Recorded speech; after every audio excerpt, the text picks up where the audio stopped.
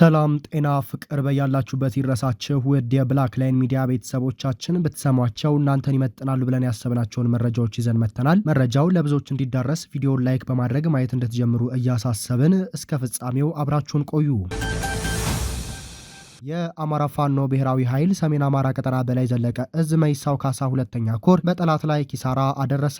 በምዕራብ ጎንደር መተማ ወረዳ ያልበለጸገው የብልጽግና ስርዓት አስጠባቂ ጥምር ሰራዊት ጸረ አማራው ቡድን በቀጠናው ተለዋጭ የሴራ ካርዱን በመምዘዝ በየሰዓቱ ሁሉን አቀፍ ጄኖሳይድ በአማራ ህዝብ ላይ እየፈጸመ የክህደት ስርዓቱን ለማስቀጠል አሁንም አልሞት ባይ ተጋዳይ ሆኗል። በትላንትናው ዕለት በሽመለ ጋራ የመሸገው ይህ ኃይል በመይሳው ካሳ ሁለተኛ ኮር ካራማራ ክፍለ ጦር ከፍተኛ ሽንፈትን አስተናግዷል። ከንጋቱ 11 ሰዓት እስከ ቀኑ 7 ሰዓት ተኩል በተደረገው አውደ ውጊያ 35ቱ ኃይል ሲገደል ቁስለኛው ደግሞ ከ39 በላይ ሆኗል። የጸረ ሽምቁ አመራር መሳፍንትና የፖሊስ ኮሚሽነሩም አፈር ከድሜ በልተዋል ብሏል። መይሳው ካሳ ሁለተኛ ኮር የህዝብ ግንኙነት ፋኖ መምህር አስተውል አምሳሉ።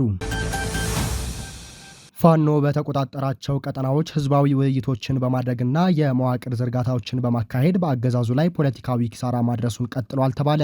የአማራ ፋኖ ብሔራዊ ኃይል ምስራቅ አማራ ቀጠና ሚኒሊክ እዝ ላስታ ሳምነው ኮር ስር የሚገኘው በአርበኛ ብርሃን አሰፋ ዘንዶ የሚመራው ጥራሪ ክፍለ ጦር ከሚያደርጋቸው ውጊያዎች ጎን ለጎን በተቆጣጠራቸው አካባቢዎች ከማህበረሰቡ ጋር ጥልቅ ውይይት ማካሄዱን ከክፍለ ጦሩ ኮሚኒኬሽን መምሪያ ለማረጋገጥ ተችሏል። በስብሰባው የተለያዩ ሀሳቦችን በማንሳትና የትግሉን የወደፊት መንገዶች በመገምገም የሚታዩ ክፍተቶችን ነቅሶ በማውጣት መወያየት የተቻለ ሲሆን ትግሉን በመቀላቀልና በመደገፍ ባጠረ ጊዜ የህልውና ትግሉ የሚቋጭበትን በዝርዝር በማስቀመጥ ማህበረሰቡ የበኩሉን አስተዋጽኦ ማበርከት እንዳለበት በመተማመን ውይይቱን መቋጨት ተችሏል ተብሏል።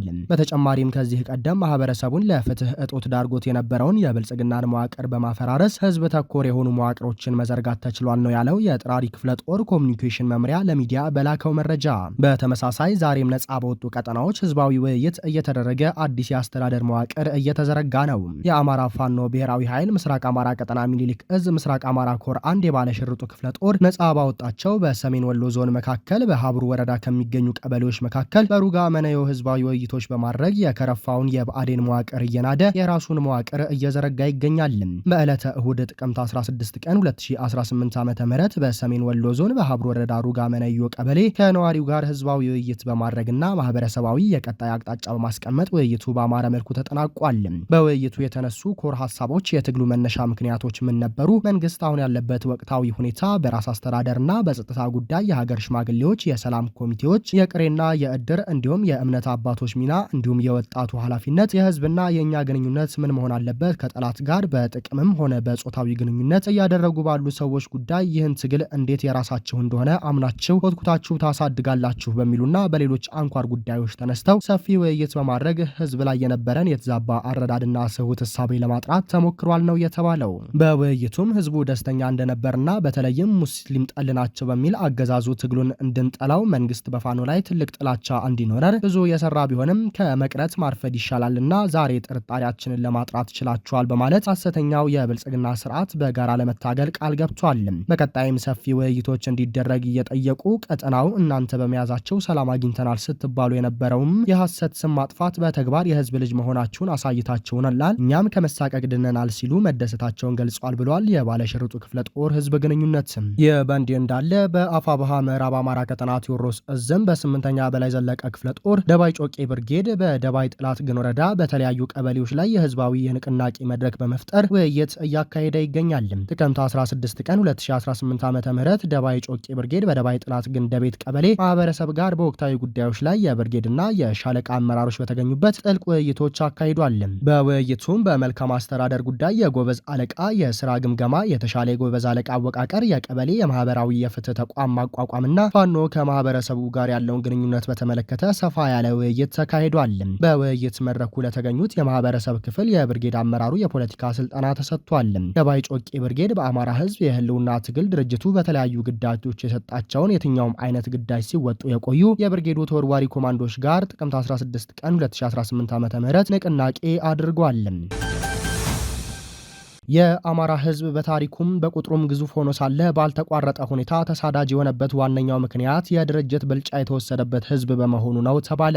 የአማራ ህዝብ ራሱን በልዩ ልዩ መንገድ አደራጅቶ መብቱንና ጥቅሙን ሊያስከብር እንዲሁም ባህሉንና እሴቱን ሊያሳድግ የሚችልባቸው የሲቪል ማህበረሰብና የፖለቲካ ድርጅቶች እንዲሁም የጥናትና ምርምር ተቋማት፣ ሚዲያዎች፣ የሰብአዊ መብት ተሟጋች ተቋማትና ሌሎች ተያያዥ ድርጅቶች የሉትም። አልፎ አልፎ ብቅ የሚሉ ተቋማትንም ተንከባክቦ ከማሳደግና ከመጠበቅ ይልቅ የተለያዩ ስሞችን በመስጠትና በመፈረጅ ተረባርቦ የማዳከምና የማጥፋት አካሄድ ይስተዋላል ሲል የገለጸ ፖለቲከኛ ዘሪሁን ገሰሰ ነው። የአማራ ህዝብ እንደ ትልቅነቱ በሁለንተናዊ ዘርፎች ብዙ ትልልቅና ጠንካራ ድርጅቶች ያስፈልጉታል።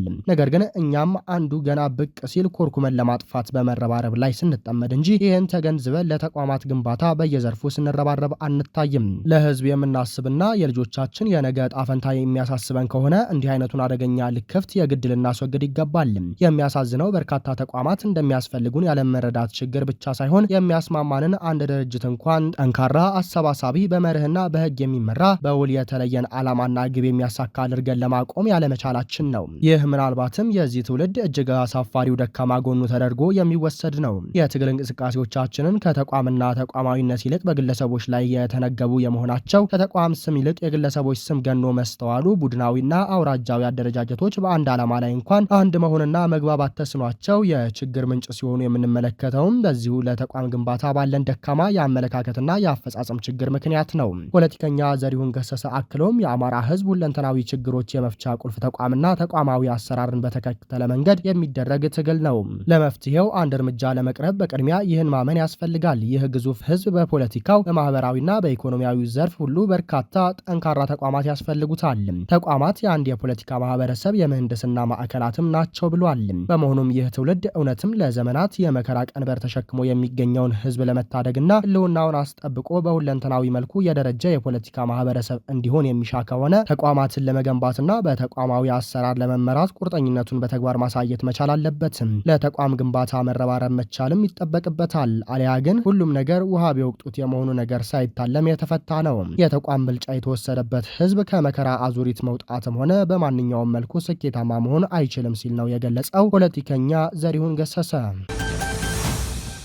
በትግራይ የሚገኙት አብያተ ክርስቲያናቱና ገዳማቱ የቤተ ክርስቲያናችን መንፈሳዊ ሀብቶች ናቸው። ሲኖዶሱ የኢትዮጵያ ኦርቶዶክስ ተዋሕዶ ቤተ ክርስቲያን ቅዱስ ሲኖዶስ ምልአተ ጉባኤ የተለያዩ ውሳኔዎችን በማሳለፍ ተጠናቋል። ከጥቅምት 11 ቀን ጀምሮ ሲካሄድ የቆየው ምልአተ ጉባኤ ስለ ቤተ ክርስቲያን መንፈሳዊ፣ ማህበራዊና የምጣኔ ሀብት እድገት፣ ስለ ሀገር ሰላምና አንድነት፣ ስለ ቤተ ክርስቲያን አስተዳደር ሰፊ ውይይት አድርጓል። የሲኖዶሱ ምልአተ ጉባኤ መጠናቀቁን አስመልክቶ መግለጫውን የሰጡት የቅዱስ ሲኖዶስ ዋና ጸሐፊ ብፁዕ አቡነ ዲዮስቆሪዮስ በትግራይ የሚገኘው ህዝበ ክርስቲያን ህዝባችንና ወገናችን ስለሆነ አብያተ ክርስቲያናቱና ገዳማቱም የቤተ ክርስቲያናችን መንፈሳዊ ሀብቶች ናቸው ብለዋል። አህጉረ ስብከቱም የተደራጁት በኢትዮጵያ ኦርቶዶክስ ተዋሕዶ ቤተ ክርስቲያን ቅዱስ ሲኖዶስ በመሆኑ የቅድስት ቤተ ክርስቲያን ህግና ቀኖና ተጠብቆ የቅዱስ ሲኖዶስ ልዕልና ተከብሮ የመዋቅር ግንኙነቱም ወደ ቀደመ ቦታው እንዲመለስ የቅድስት ቤተ ክርስቲያን የሰላም የአንድነትና የይቅርታ በር ክፍት መሆኑን ከመግለጽ ጋር ቅዱስ ሲኖዶስ በክልሉ ለሚገኙት አባቶች ካህናትና የሰላም ጥሪውን ማስተላለፉን አብራርተዋል። ነባሩና ጥንታዊው የቅዱስ ዮሐንስ መጥምቅ ገድል እንደተጠበቀ ሆኖ ገድለ መጥምቀ መለኮት ቅዱስ ዮሐንስ በሚል ያለ አግባብ በአንድ ግለሰብ ተዘጋጅቶ እየተሰራጨ ያለው መጽሐፍ በሊቃውንት ጉባኤ ተመርምሮ ያለበት ግድፈትና የስህተት አስተምህሮት በሙሉ የቤተ ክርስቲያኗ አስተምህሮትን የማይወክል ሆኖ በመገኘቱ በቅዱስ ሲኖዶሱ ተወግዟልም ነው ያሉትም። ሩሲያ በኒውክሌር ኃይል የሚንቀሳቀስ የአዲስ ሚሳኤል ሙከራ ማድረጓን አስታወቀች። ሩሲያ በኒውክሌር ኃይል የሚንቀሳቀስ ቡሬቬስኒክ የተባለ ክሩዝ ሚሳኤል ሙከራ ማድረጓ የአገሪቱ ከፍተኛ ጀነራል ተናገሩ። የሩሲያ ጦር ኢታማዦር ሹም ቫሌሪ ጌራስሞቭ በቴሌቪዥን በተላለፈ ስብሰባ ላይ ለፑቲን ሲናገሩ ለብዙ ሰዓት መጓዝ የሚችል በኒውክሌር ኃይል የሚንቀሳቀስ ሚሳኤል ሙከራ አድርገናል። ሚሳኤሉ 14000 ኪሎ ሜትር ርቀት የሸፈነ ሲሆን ይህ ግን መድረስ የሚችልበት የርቀት ወሰኑ አይደለም ብለዋል። ዝቅ ብሎ መጓዝ የሚችለው ሙከራ የጦር መሳሪያ መጀመሪያ ላይ የተዋወቀው እንደ አውሮፓውያኑ በ2018 ዓመተ ምህረት ሲሆን ያልተገደበ ርቀት መጓዝ በመቻሉና የሚሳኤል መከላከያዎችን አልፎ መሄድ በመቻሉ ሲደነቅ ቆይቷል። ቀደም ብሎ ምዕራባውያን ባለሙያዎች የሚሳኤሉን ስትራቴጂካዊ ጠቀሜታውንና ሩሲያ በተሳካ ሁኔታ ሞከርኩ ማለቷ ላይ ጥርጣሬያቸውን ገልጸው ነበር። የሚሳኤሉ የመጨረሻ ስኬታማ ሙከራ የተደረገው ከ2 ዓመት በፊት እንደሆነ ፑቲን የተናገሩ ሲሆን ይህ ግን በገለልተኛ ወገን አልተረጋገጠም። አንድ የጦር መሳሪያ ቁጥጥር ዘመቻ ቡድን እንዳለ እንደተባለው ከአውሮፓውያኑ 2016 ጀምሮ ከተደረጉ የሚታወቁ ቢያንስ 13 ሙከራዎች መካከል በከፊል ስኬታማ የሆኑት ሁለቱ ብቻ ናቸው። ጀነራል ጌራስሞቭ እንዳሉት ከ6 ቀናት በፊት የተሞከረው ሚሳኤሉ ለ15 ሰዓታት በአየር ላይ ቆይቶ ነበር።